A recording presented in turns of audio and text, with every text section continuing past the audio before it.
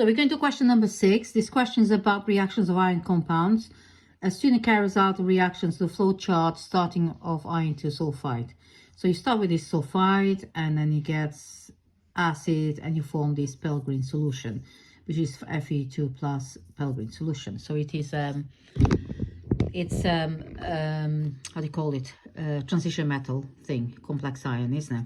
Then you add a Cl2, okay, then you end up with orange brown solution. The orange brown solution should be the Fe3 plus that is been oxidized. And then when you add excess sodium hydroxide or add sodium hydroxide aqueous, and you end up with FeO3 OH3. So that's your orange brown precipitate A. So we know what's precipitate A. So in the boxes, write the formulas of A and B. So we have to do that first.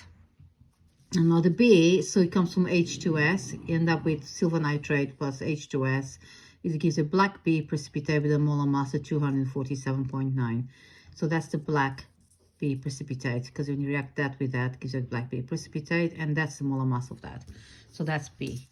The rest, you don't have to do anything about it. So the student thinks that the reaction of iron to sulfide with H plus and H2O is a redox reaction. The student thinks that the reaction of iron to sulfide is a redox reaction. Explain the reason why the student is correct. Now the student is not correct because there are no oxidation changes from, for example, from Fe2 plus maintains Fe2 plus there. So there's no oxidation changes. So therefore it cannot be a redox reaction. Then the next question here, it looks complicated, but it's not. But I had to do all this work. So write the equation for reaction FeH2, or this one, complex ion with Cl2. You have that plus Cl2 gives you Fe with 6 waters and 2 Cl minus. Okay, because you can't put a Cl2 inside, it goes outside. Then you balance everything. Okay.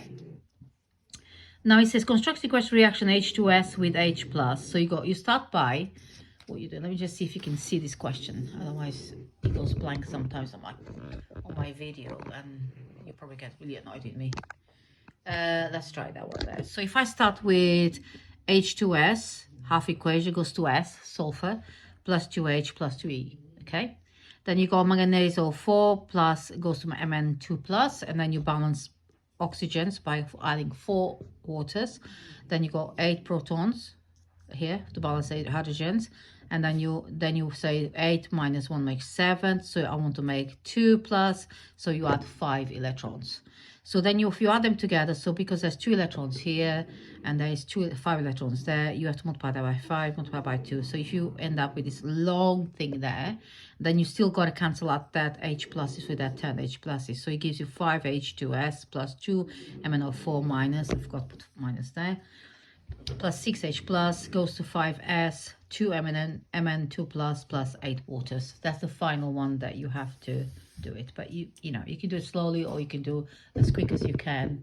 Depends on your ability. Right, part B of this question is, it says a long thing in here, but basically is compound C is a hydrated ionic compound with a empirical formula. This is your empirical formula. The student investigates, determine the composition of C as outlined below. So stage 1, the student gently heats 0.003 moles of compound C to remove the water crystallization. 0.486 of water is collected, leaving 0.003 moles of anhydrous compound D. So you got compound C, which is heats up, end up with compound D, anhydrous. You get it all the water, you get compound D. Okay, so then it says student strongly heats this 0.003 moles of compound D, which decompose to form a solid oxide, which has got a molar mass of this, and 200 centimeters of gas mixture, measured room temperature and pressure, containing F and G, which are the 2 gases. So then he calls the 270 centimeters gas mixture to F and G. So gas F is a compound condenses of this to form this amount of grams. Compound G remains and has a volume of 54 centimeters. This you need all this information to calculation. Gas G is tested and relights a glowing splint. Determine the formulas for C, D, E, F, and G. Surely you're working. We start by using what I have here. So you got water. So we do number of moles of water. So we work out number of moles of water by moles of water. You have got this amount in grams, so it'll be 0.486 divided by 18, which gives you 0.027 moles of water. Okay, so that's the first thing you've done. And then you got to work out what is the anhydrous speed. So you know anhydrous speed is a compound D, so you got compound D here, and then you got your water here. Yeah, so water of compound D, which it makes compound C. So compound D plus water gives you compound C. Okay, so we start with compound D. So you have the number of moles of compound D is this one here, okay, which is 0.003 moles, okay, for the composites. And then we got the moles of water. Right, so you do empirical formula calculation. So you divide everything by the smallest one, which is this one here. Sorry, that's a dot. 0.003, and that gives you 129. So you know the formula is here. So you know there's 9 waters here. So you know 9 waters. So if you get rid of 9 waters, then you work out what's the rest. So it's going to be Fe NO3. And then it's going to be 3 times, because it tells you that the molecular mass, molar mass of E is going to be that. So E, let's just check again. Let's just recap again. So this one here is compound C. So the compound D, yeah, compound D is this bit here because it's without water. So it's going to be FeNO3 3 times. Now you can check, because it says the molar mass is, no, it doesn't say that here, okay. Compound D, so that's what you think it is, okay? So that's the first part. Next bit here, stage 2, it says here, the student strongly heats up this amount of moles of compound D, which is this bit here. So it breaks down, decomposes to form a solid oxide. So you know it has to be Fe oxide. With the Fe oxides got a molar mass 159.6 and 200 centimeters of gas mixture, measured room temperature and pressure. Containing, so a gas mixture, measured temperature and pressure containing gases F and G. Okay, so what you do first, you say, if I got FeNO3 3 times, and if I then decompose, I'll make it iron oxide. Okay, and then you got plus 2 gases. Maybe 2 gases, yeah, 2 gases, gas plus gas. Okay, so then you say this is your oxide you have, and you know the molecular mass of that is 159.6. So you know has to be Fe2, because it's 2 minus there, and 3, so it's going to be Fe3 anyway. Okay, so Fe3, iron 3 plus, iron oxide 3 plus. Iron oxide 3. So now you know that is your oxide, and the oxide is compound E. Okay, so you got C, you got D, and you got E.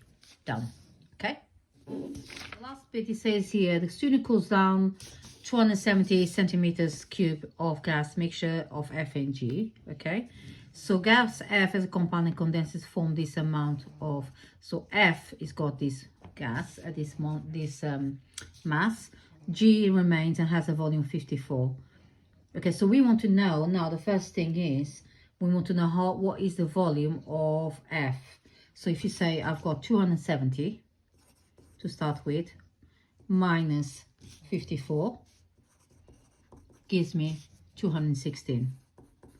Yeah, so 216 centimeters cube is the compound F.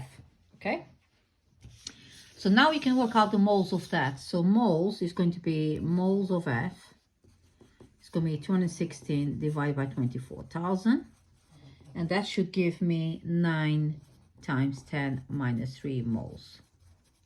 So that's the first part you have. Now, we've done the moles of F. So the next bit I do, I work out the MR of F, okay? So I know the moles is this one here, and I know the mass. So the mass of F is, it says here to be 0.48. Where is it? The mass of F. I lost it somewhere. 0.414 grams. So you got the mass of F 0.414 grams divided by the moles, which is 9 times 10 minus 3. You'll give me MR of F, which is going to be, let me just check. MR of F is going to be 46. So that's MR of F. So if you work out what's 46, you can work out that 46, the MR is going to be NO2. So it's going to be NO2 because nitrogen is 14 plus 32 times 2. So it makes, no, actually 16 times 2, sorry. 32 plus 14 makes 46.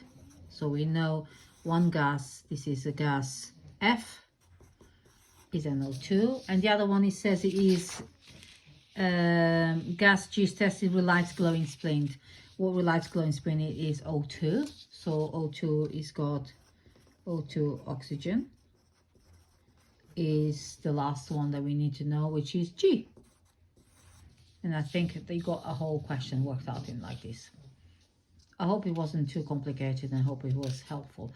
But I forgot to tell you one thing is here, when you work out FeO3, okay, Fe2O3, I don't know if you can see it here. If you need to show how you calculated the molar mass. So you put 55.8 plus times 2 plus 16 times 3, which gives you 159.6. So you got to show that calculation, I think, to get a mark, okay? So make sure you do that when you do this question. Even you've done it in your head, but you got to just demonstrate you know this stuff. All right, so I think that's it. So that's the beginning. And let me just make sure you've got all the question there, like that. And that's the end of it. Make sure you can see it. Thank you.